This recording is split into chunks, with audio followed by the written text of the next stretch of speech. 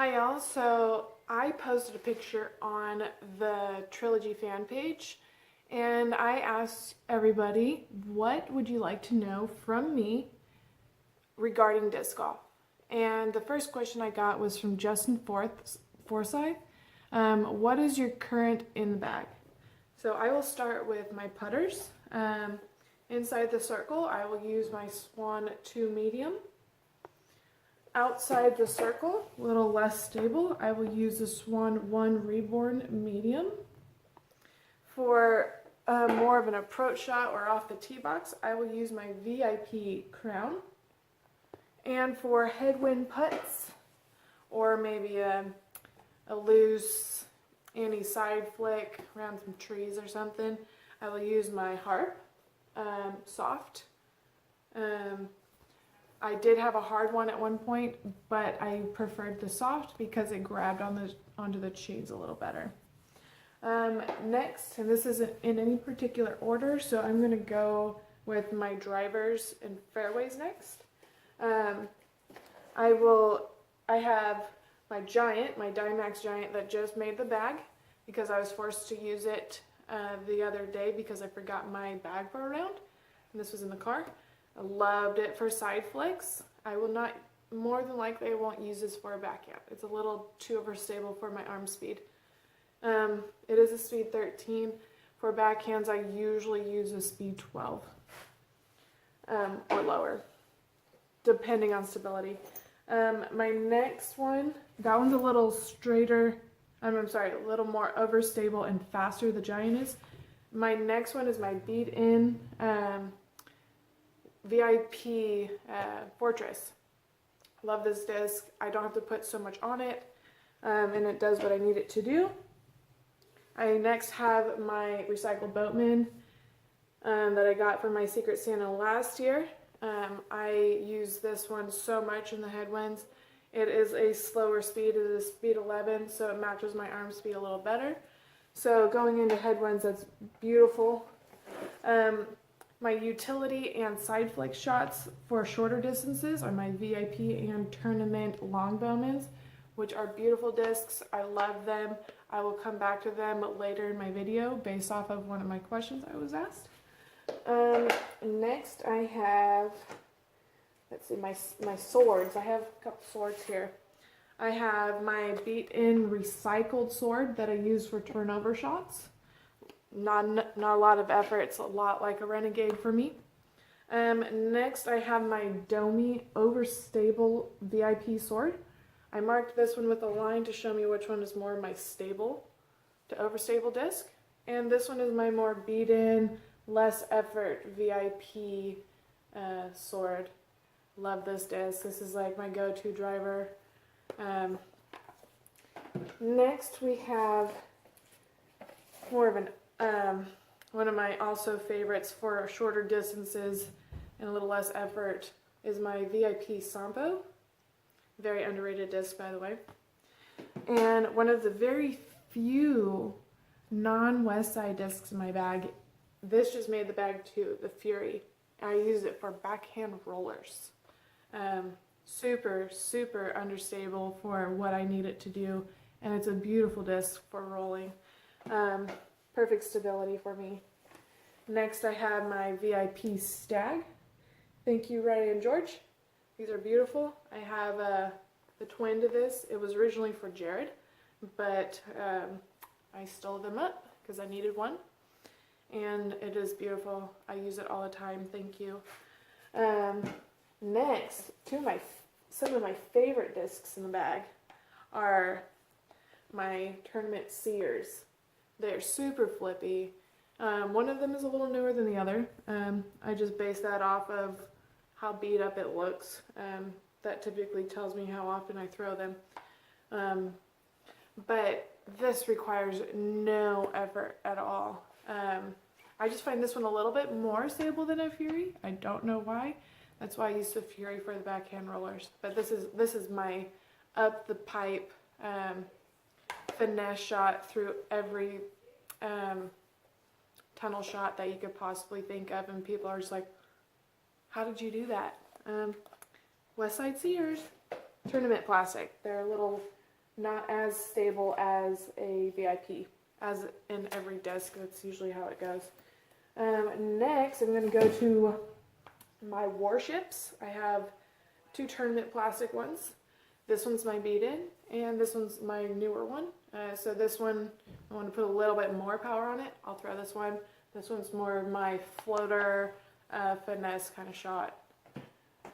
Next, I have my Justice, which is my only other one that I have that is non-Westside. But who doesn't have a Justice in the bag? This is a great disc.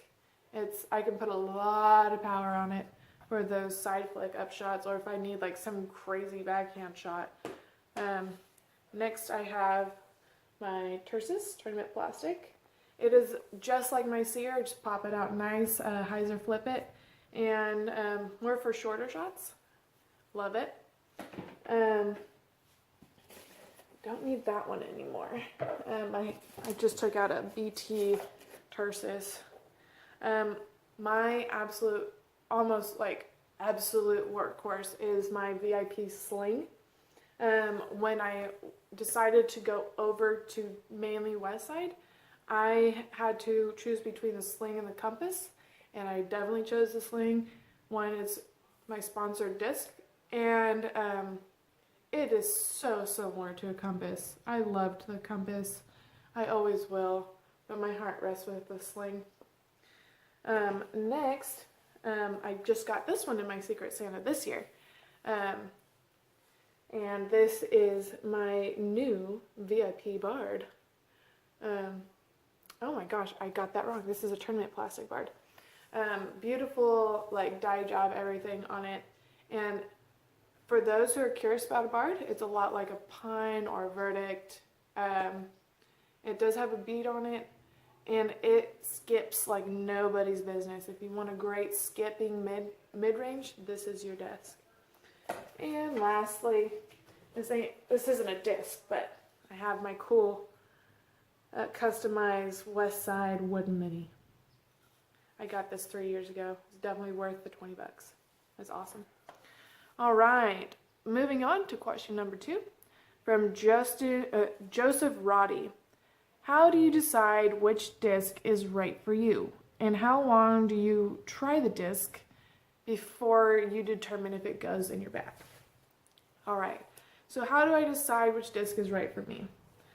It differs for every person. For me, it is a lot based off of how it feels in my hand.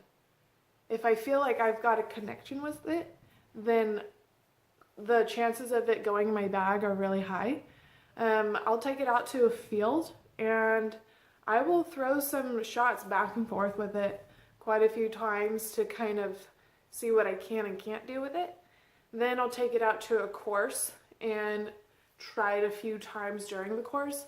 If I love it or might feel like I might love it eventually once it gets broken a little bit, I'll put it in the bag. If not, it usually doesn't last too long. It'll probably end up in one of my buckets. For backups, if I absolutely needed it, or if Jared needed it, or I could make some profit off of it for tournaments. That's basically what my routine is when feeling out a disc. Like, I'll give you a quick example. Let me see. Let me go down here to my Stag. It fits really nice in the hand. It doesn't have a huge lip on it, so not a big wing. And I can wrap my hand around it pretty good. I can get my thumb out here really nicely. It is a slower speed. I will definitely keep my disc speeds down between a 12 or lower. Based on stability, a Destiny or a Queen is a speed 14 or higher. Those are super unstable, so that's a little different story. But if I feel like I can just crank on this without putting so much effort into it and just pretty much letting the disc do the work, that's kind of how I determine if I'll keep the disc in the bag. All right, moving on to question 3 from Kim Jim Highsmith. How awesome is the Longbowman, and what are my favorite molds from Westside? The Longbowman is absolutely an amazing disc. I replaced it for a Trident. It is my utility disc. I use it for short side flicks and for my thumbers and tomahawks. Sometimes I'll even use them for pancakes. I'll even use them for really like short hyzer shots to get around the corner really fast because of how like stable or overstable the disc is. My arm speed won't get it up to speed in the short amount of time, making it skip real hard around the corner. I absolutely love that disc. But for my favorite discs, I would say my Sword is my go-to disc. It will always be my go-to disc. For the fairways, I would say the Sampo, the Seer, and the Stag are my favorites. And a Hatchet. I love the Hatchet, which I did not mention in my current in the bag. I gave it to a new beginner. She absolutely loved it, so I have to get a replacement. It was a tournament Hatchet. And then for my mids, I love me the Sling and the Warship and my Justice. They all do their own thing, and I explained it a little bit at the beginning of the video how they work for me. And my putters are my favorites.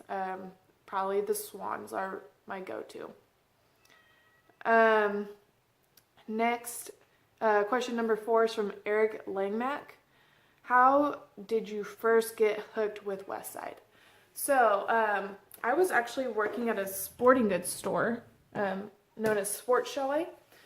My former supervisor is a disc golfer, and he introduced the sport to me.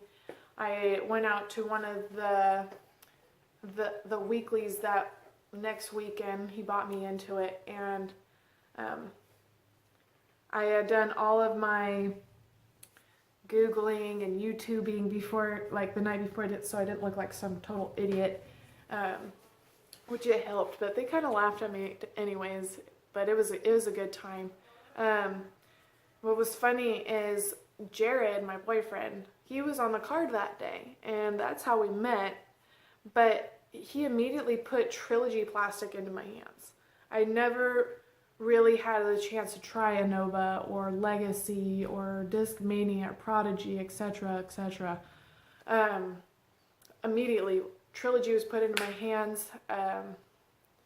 He worked with me and worked with me and worked with me all the way up until this point, and he will probably work with me for the rest of my career. I learn stuff from him all the time. Although we butt heads sometimes, we still know our differences, but we do learn a lot from each other. But he is one of the biggest Westside ambassadors and advocates that I know. Although he's not sponsored by anybody, he absolutely loves the brand. He loves all the brands for Trilogy, and he loves the sport of disc golf in general, which he taught me to do that as well. But one of my friends, Austin Spradlin, was sponsored by Latitude 64 at the time. Sent all my information in to Dave Feldberg, and that following season, after I'd say like 4 or 5 months of playing, I got sponsored by Westside. So that is how I got hooked with Westside. Next, question number 5 by William S. McCafferty. Am I a harp or a shield person? I prefer the harp. It just feels right in the hand. I kind of do like that sharp edge on it versus a shield. Something just kind of clicked with it. I don't know where I put it at the moment, but I absolutely love the harp. But if I was to choose between the harp and the crown, I would choose the crown over the harp. Next, question number 6 from Rupert Rota. Any tips for a new player trying to climb the ranks? As a new player, you want to start with what's in your bag. You want to find the discs that match your arm speed. At that point, you won't have to try as hard. when doing what you need the discs to do for you, instead of you making the discs do what you want them to do. Just let them do what you want them to do. Next, start with some lower sanctioned events like C tiers, maybe a B tier, or go to local weeklies or minis. Really just kind of put yourself into that competition mode and do what Jared has taught me to do. Play what's called boring or smart disc golf. At a lower level, pars win disc golf. They will always win, especially if you see someone else like right there with you. They know that you're right there with them as well. So play for the par. If you can go for a 2 and you know that you'll get the 3, go for the 2.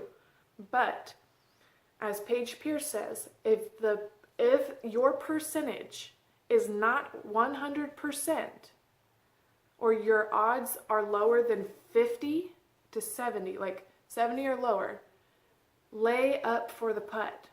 Throw it at the ground and let it slide up to the basket. That way you are guaranteed a par, or better than what you might get if you run your putt at the basket. Play smart golf. It's all about what you're going to do with your round to capitalize on the other player's mistakes. But most of all, have fun. It is so hard to get like into that fun mode when you're in a competition mindset. So learn to just kind of relax, play what you know how to do, play what the course allows you to play. So if you are stuck behind a tree, do not play what the person 10 feet to your right plays with a wide open shot. Do not try and do their shot because you obviously don't have the same lie as them.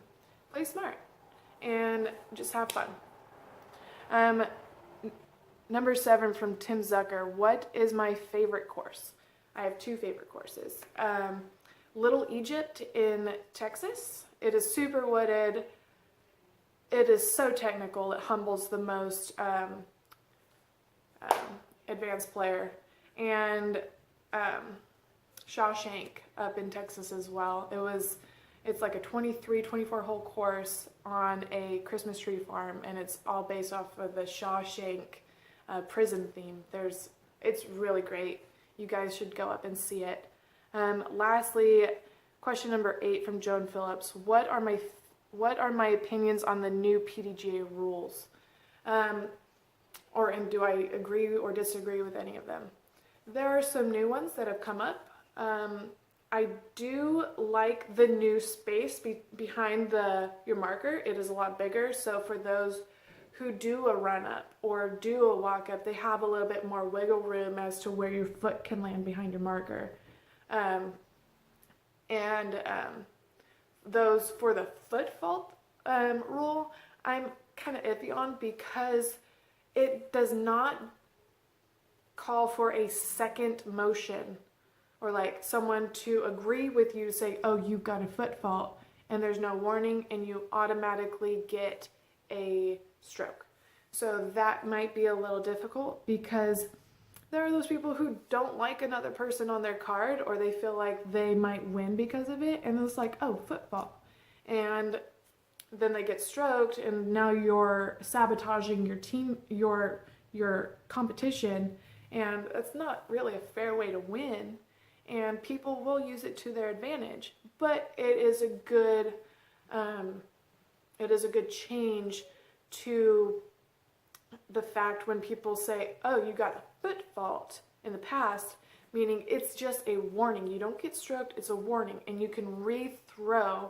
So say if you go out of bounds, you get to rethrow again. So this is to help make up for those times where you've got a whole card full of buddies and they're like, well, we don't want them to like actually have a bad shot, so we'll call them a foot fault, and they just get a warning, and then they can take their shot again. I do like, and I don't like the option where you can throw your disc around behind the group of people. within like a 6-foot radius because one, I like it because it kind of keeps you in that motion. You're constantly moving instead of having to stand stagnant during the round. But I also don't like it because it could cause a distraction to those who are actually still in the motion of play. Those are kind of the main rules that I thought about. Haven't gone into too much detail on the new rules, which I will have to touch up more on in the off season. But overall, those are my opinions about the new rules. And that is it for questions, everyone. I will be doing these all throughout the year, so look out for my posts on what would you like to know, Disc Golf Edition. Thanks.